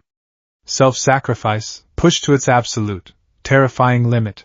Izuku collapsed to his knees, his hands covering his face. The tears spilled over, tracing tracks through the soot on his cheeks. For 10 years, he had been told he was a freak. A glitch. A punching bag. And now, the man he idolized more than anyone else in the world was validating his existence. You told me earlier that you have no offensive power, All Might said, walking closer. You told me you were just a vessel that couldn't break. Well, what if I gave you the power to strike back? Izuku sniffled, looking up through his fingers. Give me power? What do you mean? You can't give someone a quirk. But that is where you are wrong, All Might smiled, a genuine, warm smile. My quirk was passed down to me like a sacred torch. It is a power that stockpiles the raw strength of its users, passing from one generation to the next, growing stronger with every iteration. It is called One for All. All Might extended a hand toward Izuku. I have been searching for a successor. Someone worthy of inheriting this power. I thought I needed someone strong. But today, I realized I need someone who understands the weight of a life. Someone who knows the value of endurance. All Might's expression turned deeply serious. I must warn you, young Midoriya. One for All is an immense, volatile power. It requires a vessel that can handle the blowback. If a normal, unprepared person tried to use it at 100%, the sheer kinetic energy would blow their limbs clean off their body. They would be irreparably destroyed. Izuku stared at All Might's outstretched hand. His brilliant, analytical mind connected the dots in a fraction of a second. If a normal person used it, it would blow their limbs off. My body forcefully reconstructs lethal damage. I have absolute regeneration. Izuku looked up at All Might, his green eyes widening as the terrifying synergy of the two quirks dawned on him. My body, Izuku whispered, his voice trembling. It can't be irreparably destroyed. Exactly, All Might said, his eyes practically glowing in the dim light. Your quirk, it is the ultimate, unbreakable vessel. If you inherit One for All, you won't have to hold back. You could unleash the full, devastating power of the symbol of peace with every single strike. All Might knelt down, looking Izuku dead in the eye. But I know the cost. I know your quirk doesn't numb the pain. I know that every time you use my power, you will feel your bones shatter and your flesh tear apart before it heals. It will be an existence of unimaginable agony. All Might held out his hand. So I ask you, Izuku Midoriya? Are you willing to embrace that pain? Are you willing to break yourself over and over again, to wield the power to save others? Will you inherit my quirk? Izuku looked at the hero's hand. He thought of the void. He thought of the 66 times he had died. He thought of the agonizing fire of his cells reconstructing. He thought of the sludge villain. If he had possessed One for All today, he wouldn't have had to drown. He wouldn't have had to die. He could have just thrown a punch, and it would have been over. Yes, the punch would have shattered his arm. Yes, it would have hurt like hell. But he would have won. He wouldn't be a meat shield anymore. He would be a sword that reforges itself every time it strikes. Izuku didn't hesitate. He reached out and gripped All Might's hand tightly. I'll do it, Izuku said, his voice dropping an octave, devoid of fear. I've been dying my whole life for nothing. I think it's time I start dying to win. All Might smiled, a fierce, proud grin. He pulled Izuku to his feet. Then let the training begin, young Midoriya. You have 10 months until the UA entrance exam. We are going to build your vessel into a weapon the likes of which this world has never seen. The dawn air at Dagoba Municipal Beach Park was thick with the scent of brine, oxidized iron, and rotting seaweed. It was a graveyard of forgotten things. Mountains of rusted refrigerators, crushed cars, shattered televisions, and waterlogged furniture stretched across the sand, forming a metallic, jagged coastline that choked the natural beauty of the ocean. To the rest of the city, it was a municipal failure, a dumping ground for the lazy and the apathetic. To Toshinori Yagi, the skeletal man known to the world as All Might, it was a crucible. Toshinori stood on the boardwalk, the sea breeze ruffling his oversized clothes. He held a thick stack of papers in his hand, a meticulously calculated schedule titled The Aim to Pass, American Dream Plan. It detailed caloric intake, sleep cycles, and progressive weightlifting routines designed to build a normal teenage boy into a powerhouse over the course of 10 months. He looked down at the 14-year-old boy standing beside him. Izuku Midoriya was staring at the towering mountains of trash, his green eyes wide but strangely vacant. He was wearing an old, faded t-shirt and gym shorts, looking entirely too small and fragile for the monumental task ahead of him. "This is it, young Midoriya," Toshinori announced, coughing into his fist before striking a dramatic pose, albeit in his deflated form. "Your training ground. Over the next 10 months, you are going to clean this entire beach. Every tire, every washing machine, every scrap of metal." Izuku blinked, his gaze sweeping over the thousands of tons of debris. "All of it? All of it," Toshinori affirmed. He walked down the wooden steps onto the sand, gesturing broadly. "One for all is not a quirk that can be handed over lightly. It is a stockpiled amalgamation of physical power, kinetic energy, and the unified will of 8 previous wielders. It is a raging torrent of power." Toshinori turned back to Izuku, his sunken blue eyes turning deadly serious. "If I were to give you my quirk right now, in your current physical state, your body would be completely unable to handle the sheer, explosive force of it. If you tried to throw a punch, the kinetic blowback would violently rip your limbs from your torso. You would explode from the inside out." Toshinori waited for the boy to flinch. He waited for the fear to set in, for the realization of the danger to temper the boy's eagerness. That was the normal reaction. That was the healthy reaction. Instead, Izuku simply tilted his head. He pulled out a small, worn notebook from his pocket and clicked a pen. "Explode from the inside out," Izuku muttered, rapidly jotting down notes. "Total catastrophic tissue failure. Kinetic shockwave destroying the skeletal structure and liquefying the muscular system. Okay. So, if I use it at 100%, my arm gets blown off." He looked up at Toshinori, his expression entirely devoid of fear. "But it wouldn't kill me. Or, well, it would kill me from the blood loss and systemic shock, but my quirk would just reconstruct the arm. It would hurt a lot, but the arm would come back." Toshinori felt a cold, unsettling chill run down his spine. The boy had spoken of his own violent dismemberment with the casual, detached tone of someone discussing the weather. "Midoriya," Toshinori started, his voice thick with unease.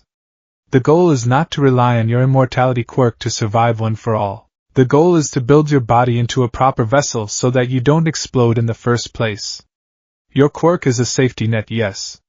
But you must not treat it as a primary strategy. You told me yourself that you feel every ounce of the pain. I will not have you tearing yourself apart on my behalf." "Right. A proper vessel," Izuku agreed, nodding quickly, though his eyes were still scanning the trash piles, calculating weights and mass. "I need muscle mass. I need bone density. I need to be able to contain the power." Toshinori handed Izuku the thick stack of papers. "This is the American Dream Plan. I've tailored it for you. We will progressively overload your muscles, ensuring you get adequate rest to allow the micro tears in your muscle fibers to heal, thus building mass over time. It will be grueling, but it is safe." Izuku took the packet.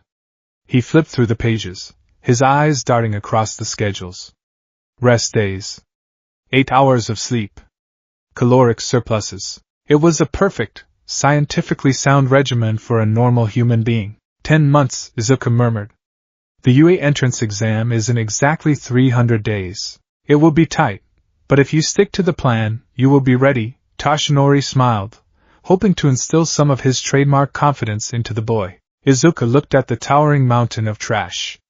Then he looked at his own thin, unblemished arms. Micro tears, Izuku thought. Muscle hypertrophy occurs when the body repairs damage to the muscle fibers. The plan gives me rest days to heal those micro-tears. An idea began to form in Izuku's mind. A terrifying, dark, and ruthlessly efficient idea. My quirk doesn't just heal me when I die. It repairs catastrophic damage instantly. It forcefully returns my body to peak condition. If a normal person needs 48 hours to heal muscle tears, how long do I need? Okay, All Might, Izuku said, slipping the packet into his backpack. I understand. I'll get to work. Excellent. Start with the smaller debris around the perimeter. We will work our way up to the heavy appliances. Tashinori instructed, sitting down on a nearby cooler. Izuku walked toward the edge of the water. He didn't start with the smaller debris. He walked straight past the scattered tires and plastic crates, coming to a halt in front of a massive, waterlogged commercial double-door refrigerator. It was half buried in the wet sand, easily weighing over 400 pounds. Tashinori sat up straight. Midoriya, no! That's too heavy for your current. Izuku ignored him. He wedged his small hands under the rusted metal base of the refrigerator. He planted his feet in the sand, bent his knees, and pulled. Nothing happened. The fridge didn't budge a millimeter. Izuku gritted his teeth. He didn't adjust his grip. He didn't step back. He simply pulled harder. He pulled with everything he had. He forced his muscles past the point of strain, past the point of warning. He demanded his body to do something it was biologically incapable of doing. Snap. It sounded like a thick rubber band breaking. Izuku let out a sharp, choked gasp, dropping to his knees. The bicep in his right arm had literally torn away from the bone under the immense, impossible tension. A violent spasm racked his arm, and he clutched it, his face paling as the agonizing fire of a ruptured muscle tore through his nervous system. Tashinori leaped up from the cooler, sprinting across the sand in a panic. Midoriya! I told you it was too heavy. You've torn a muscle. We need to get you to a hospital. Wait, Izuku gasped, his eyes squeezed shut, sweat beading on his forehead. Just wait a second. Tashinori froze, watching in absolute horror. Beneath Izuku's skin, a grotesque, rippling movement occurred. The torn muscle fibers, detecting a catastrophic failure, activated the Immortality sequence. The muscle violently forcefully knitted itself back together. It didn't just heal, it reinforced itself. The process took exactly 4 seconds. Izuku let out a long, shuddering breath, opening his eyes. The pain vanished, replaced by the familiar, eerie sensation of peak physical restoration. He looked at his right arm. It wasn't visibly larger yet, but the muscle felt denser. Tighter. He stood up, wiping the sweat from his forehead. Did you see that, All Might? Izuku asked, his voice chillingly calm. It healed. And it feels stronger. Tashinori was paralyzed, his mouth slightly open. You purposely tore your own bicep. Muscle hypertrophy requires damage and repair, Izuku stated factually, turning back to the massive refrigerator. The American Dream Plan is based on a human healing rate. But I'm not bound by that. I don't need rest days. I don't need 48 hours to recover from micro-tears. Izuku wedged his hands under the refrigerator once more.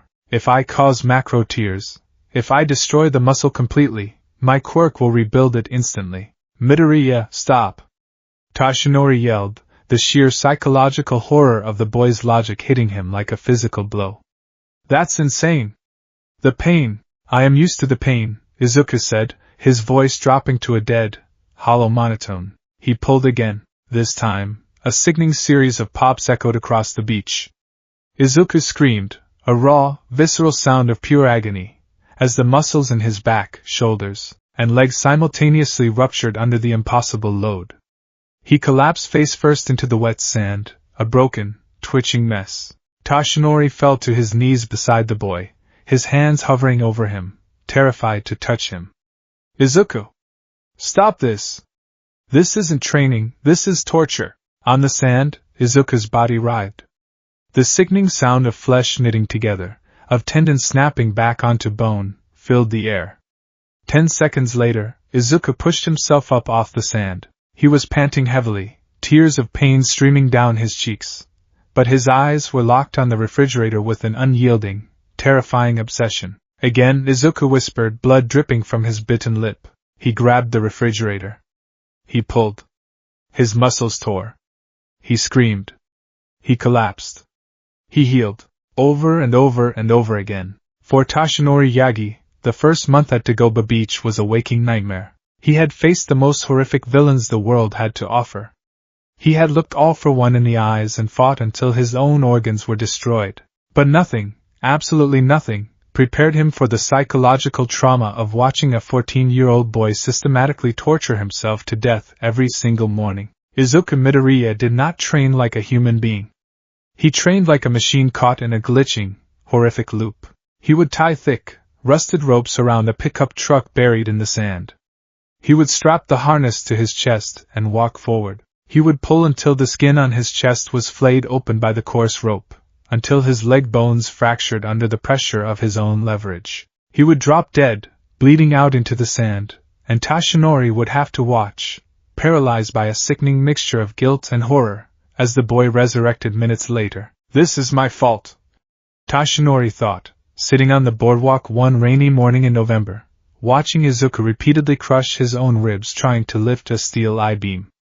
I told him he was a meat shield. I told him he needed to be a vessel. He internalized it completely. He doesn't see himself as a person anymore. He sees himself as clay that needs to be beaten into a mold. The physical results were undeniable, and that was the most terrifying part. Izuku's biological cheat code was working. Because he was bypassing the human need for rest and recovery, his muscle mass was expanding at an exponential, impossible rate. By month 3, the scrawny, fragile boy was gone. His shoulders had broadened, his arms were corded with dense, incredibly tough muscle, and his core was built like a brick wall. But his eyes were dying. The constant, unmitigated barrage of pain was taking a severe toll on Izuku's mind. He rarely smiled anymore. He barely spoke. He would arrive at the beach at 4 a.m., strip off his shirt, and walk directly to the heaviest object he could find. He had essentially lobotomized his own survival instincts. It came to a head in late December, during the dead of winter. The air was freezing, snow dusting the jagged peaks of the trash piles. Izuku was attempting to clear a massive cluster of crushed cars that had fused together from rust. He had managed to get under the frame of a rusted-out sedan, using his legs to leg-press the vehicle out of the sand. Toshinori, wrapped in a thick coat, was pacing the boardwalk, his anxiety gnawing at his missing stomach. Midoriya, that's enough for today, Toshinori called out, his breath pluming in the freezing air. Your heart rate is entirely too high. You need to stop. Izuku didn't hear him. The boy was in a state of severe tunnel vision. The weight of the car was immense. He pushed upward. The muscles in his thighs bulged, tearing and instantly healing in a rapid, horrifying staccato rhythm. But the strain wasn't just on his muscles anymore. To lift the car, Izuku's cardiovascular system was working in massive overdrive. His blood pressure skyrocketed to lethal levels. Toshinori watched as Izuku suddenly went rigid. The boy's eyes rolled back into his head. A sickening, wet thud resonated from within Izuku's chest, the sound of his left ventricle literally rupturing under the catastrophic pressure. Izuku's grip failed. The rusted sedan slammed down, crushing the boy into the sand beneath 2 tons of steel. Izuku! Toshinori didn't think. He didn't care about the pain in his side or his time limit. He instantly bulked up into his muscular form, dropping from the boardwalk like a meteor. He grabbed the rusted sedan and hurled it into the ocean with a furious roar. He fell to his knees in the freezing sand. Izuku lay there, utterly motionless. His lips were blue. His chest was still. Blood trickled from his nose. Toshinori reached out, his massive hands trembling violently. He placed a hand on the boy's chest. There was no heartbeat. No, no, no, Toshinori chanted, his voice breaking. He knew the boy was immortal. He knew the quirk would bring him back. But the visceral reality of seeing a child, his student, his successor, lying dead in the snow because of his own training regimen broke something deep inside the symbol of peace. I am a monster, Toshinori thought, tears freezing on his cheeks.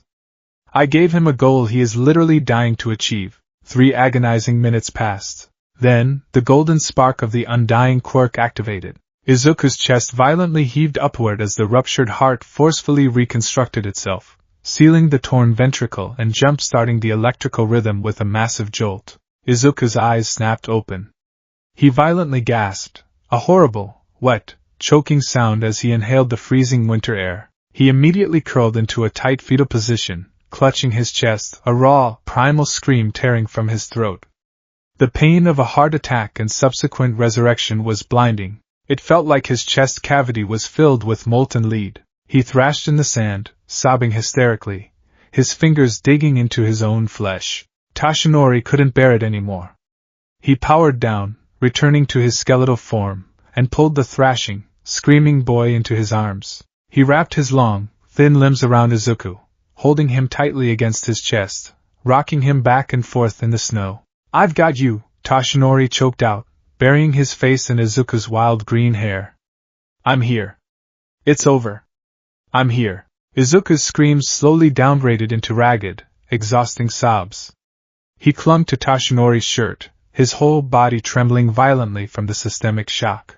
They sat there for a long time, the number one hero and the immortal boy, shivering together in the graveyard of trash. When Izuku's breathing finally leveled out, he slowly pulled back. His eyes were bloodshot, his face pale and smeared with wet sand. He looked at the spot where the sedan had been. "I almost had it," Izuku whispered, his voice incredibly weak. My heart gave out. If I reinforce the cardiovascular walls, I can lift it. I just need to die a few more times to build the tolerance." He moved to stand up. Toshinori grabbed him by the shoulders, his grip tight and unyielding. "No," Toshinori said, his voice hard, trembling with a fierce, paternal anger. Izuku blinked, confused. "All Might? I have to keep going. The exam. I don't care about the exam," Toshinori shouted, the volume startling Izuku into silence. Toshinori looked at the boy, his blue eyes blazing with a mixture of fury and profound sorrow. "Look at yourself, Izuku. Look at what you are doing. You just suffered a catastrophic myocardial infarction. Your heart exploded in your chest. And your first thought is that you need to die a few more times? It's the only way to build the vessel," Izuku argued, a desperate, almost manic edge to his voice. "You said one for all would blow me apart. If I don't build my body up, I won't be able to use it. I have a quirk that lets me cheat the system, All Might. Why shouldn't I use it? Because you are not a machine," Toshinori roared, shaking the boy slightly. "You are a human being, Izuku. Your life has value. My life is cheap." Izuku screamed back, shoving Toshinori away, scrambling backward in the sand. "It's always been cheap. It doesn't matter how many times I break, because I always come back. Everyone told me I was just a meat shield. A punching bag. Even you told me I was a liability. So what if I have to endure a little pain? What if I have to die 1,000 times on this beach? If it makes me strong enough to save someone, then it's worth it." Izuku stood up, gesturing wildly to the mountains of trash. "I'm just trash, All Might. I'm just a broken thing that can't be thrown away. But if I do this, if I break myself enough times, maybe I can be forged into a hero." Toshinori stared at the boy. The raw, unfiltered self-hatred pouring out of Izuku was devastating. It laid bare 10 years of relentless bullying, of societal rejection, of being treated as a disposable object. Toshinori stood up slowly. He didn't yell. He didn't lecture. He walked over to Izuku and, to the boy's absolute shock, he dropped to his knees in the snow. All Might?" Izuku stammered, stepping back. "What are you doing? Please stand up." "I wronged you, Izuku," Toshinori said softly, his head bowed. "On that roof, when I told you your life was cheap if you couldn't secure a victory. I spoke out of arrogance. I spoke from the perspective of a man who was born with power.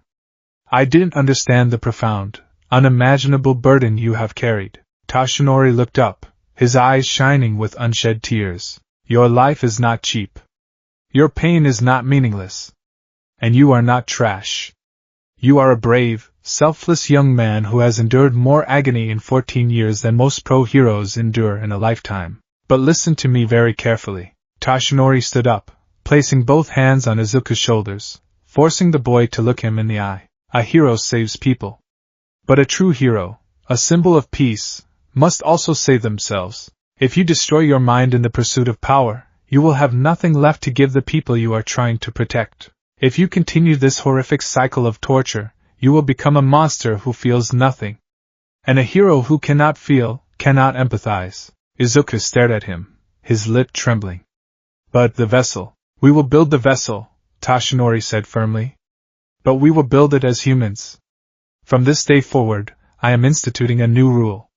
If you die, even once, training is over for the day. You are forbidden from weaponizing your own death to speed up the process. Izuku's eyes widened. But we'll run out of time. Then we run out of time. Toshinori countered fiercely. I would rather you fail the entrance exam than watch you lose your humanity on this beach. You are going to learn how to endure the weight without breaking. You are going to learn how to respect your own limits, even if your quirk erases them. Do you understand me? Izuku looked into Toshinori's eyes. He saw the genuine, raw terror there. He saw that the number one hero wasn't looking at him as a vessel, or as a meat shield. He was looking at him as a child. As his child. The dam broke. Izuku fell forward, burying his face in Toshinori's coat, and began to cry. Not the screams of physical agony, but the deep, racking sobs of a boy who was finally being told that he didn't have to hurt himself to be loved. That he didn't have to die to be valuable. Toshinori hugged him back, resting his chin on the boy's messy green hair. I've got you, my boy. We're going to do this the right way. The next 7 months were a completely different kind of challenge. With the cheat code of his quirk forbidden, Izuku had to learn how to actually lift the weight. He had to learn form, leverage, and patience. The physical gains slowed down drastically, but the psychological healing began. Toshinori was constantly by his side, correcting his posture, encouraging him, and most importantly, pulling him back when he pushed too hard. There were still accidents. A rusted pipe would snap, crushing Izuku's leg, or a stack of tires would collapse on him. He still died 3 times over those 7 months. But it was no longer intentional.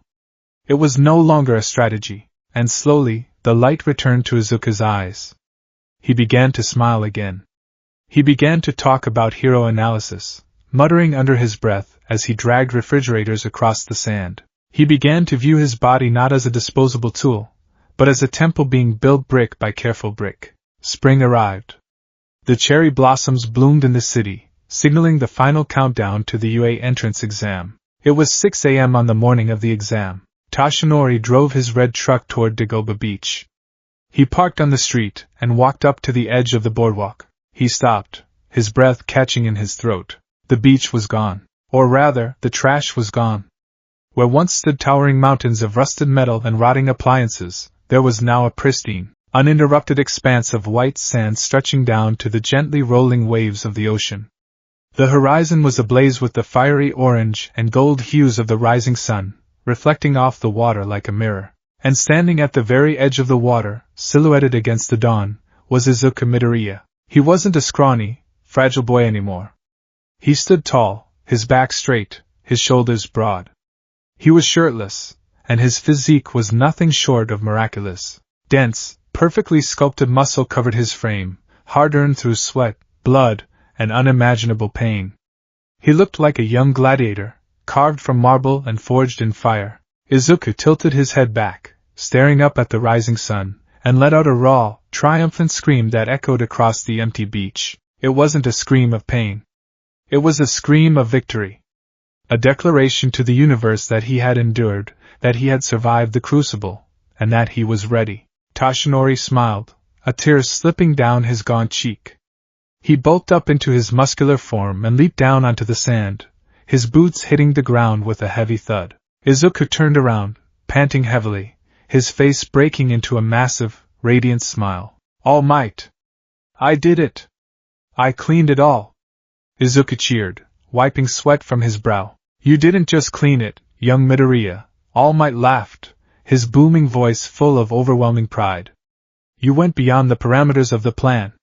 You cleared the entire area. Look at yourself. You have built a vessel worthy of the power. Izuku looked down at his own hands. They were calloused and rough, but they were strong. He clenched his fists, feeling the dense power in his forearms. He wasn't a meat shield anymore. He was a warrior. You've proven your resolve, Izuku, All Might said, his expression turning solemn. He reached up and plucked a single strand of brilliant blonde hair from his head. He held it out toward the boy. It is time. The power of one for all requires DNA to be transferred. It cannot be taken by force, only given willingly. I give this to you, Izuku Midoriya. Eat this. Izuku stared at the golden strand of hair. The culmination of 10 months of agony, of 10 years of suffering, was suspended between the hero's fingers. He didn't hesitate. He didn't question it. Izuku took the hair, placed it in his mouth, and swallowed hard. It tasted like copper and static electricity. Well, that was anticlimactic. Izuku gagged slightly, holding his throat. I don't feel any different. Ha! It will take a few hours for your stomach acids to break down the DNA and for the power to integrate into your cellular structure. All Might explained, returning to his deflated form with a cough. You should head home, shower, and get to the exam. The power will be ready when you need it. Thank you, All Might, Izuku said, bowing deeply. For everything. For believing in me when no one else would. Go, young man, Toshinori smiled softly. Show the world what you are made of. The walk to UA High School felt like a dream. Izuku had showered, put on his Aldera Junior High uniform, and bid a tearful goodbye to his mother. Inko had cried, overwhelmed by how much her son had changed, how strong and confident he looked. She didn't know the horrific details of his training, only that he had worked incredibly hard. As Izuku walked through the bustling streets toward the massive, glass and steel monolith of UA, he began to feel it. It started as a low, humming vibration in his core, right beneath his sternum. It was warm, like swallowing a hot cup of tea on a winter morning, but the warmth rapidly escalated into a burning, brilliant heat that spread outward through his veins. He could feel the power. It was staggering. It felt as though a localized sun had been implanted in his chest, radiating immense, volatile kinetic energy throughout his entire nervous system. He flexed his right hand, and a tiny, crackling spark of golden lightning danced across his knuckles. He gasped, stopping on the sidewalk, staring at his hand in awe. He had an offensive quirk. For the first time in his life, he wasn't just an unkillable target. He had the power to strike back. But as he stared at the golden lightning, his brilliant, analytical mind, the mind that had obsessively catalogued quirks and physics for a decade, began to run the numbers. All Might had warned him about the blowback. He had warned him that the sheer kinetic energy of One for All, if used at 100%, would blow a normal person's limbs off. Izuku had built his vessel to be strong, yes. His muscle density was incredible. But One for All was the accumulated power of 9 generations. It was a power designed to level city blocks. Even with this vessel, Izuku realized, a cold dread washing over the euphoria. It won't be enough to contain a 100% smash. Not yet. I'm too young. The bones will still shatter. The muscles will still explode. He stood at the grand entrance gates of UA High School, the towering archway casting a long shadow over him. Hundreds of other hopeful students were walking past him, chatting nervously, showing off their flashy quirks. Izuku looked at his right arm. He vividly remembered the agonizing pain of tearing his bicep on the refrigerator. He remembered the feeling of his ribs snapping. If he used One for All today, in the heat of battle, he wouldn't know how to regulate the output. It was an untamed beast. If he threw a punch, he would likely use 100%. The recoil would instantly destroy his arm. The bone would splinter into 1,000 pieces, shredding the muscle tissue and exploding out of his skin. And then, his Immortality quirk would activate. It would detect the catastrophic damage. It would instantly, forcefully, and violently reconstruct the obliterated arm, returning it to peak condition in a matter of seconds. The realization hit him with the force of a physical blow. He possessed a terrifying, godlike synergy. One for All gave him an infinitely destructive bullet. Undying gave him an infinitely regenerating gun. He could fire the weapon at maximum capacity, over and over and over again. He could unleash the power of the symbol of peace continuously, without ever having to worry about permanent bodily damage. He had unlimited ammo, but the price? The price was experiencing the excruciating, blinding torture of his limbs detonating and regenerating every single time he pulled the trigger. Every punch would be an agonizing death of a limb. A normal person would be paralyzed by the prospect. A normal person would refuse to use the power, terrified of the horrific pain that awaited them. Izuku Midoriya closed his eyes. He thought of Kaken drowning in the sludge. He thought of the terrified faces of the civilians. He thought of All Might missing his stomach, coughing up blood, yet still smiling through the agony to save people. Pain was an old friend. Pain was the currency he had spent his entire life dealing in. What was a little more pain, if it meant he could finally, truly save someone? Izuku opened his eyes. They were hard, resolute, and completely devoid of fear. I will break, Izuku thought, stepping forward into the courtyard of UA High School, the golden power humming in his veins. I will break 1,000 times. I will tear myself to shreds. I will endure the torture, but I will never be useless again.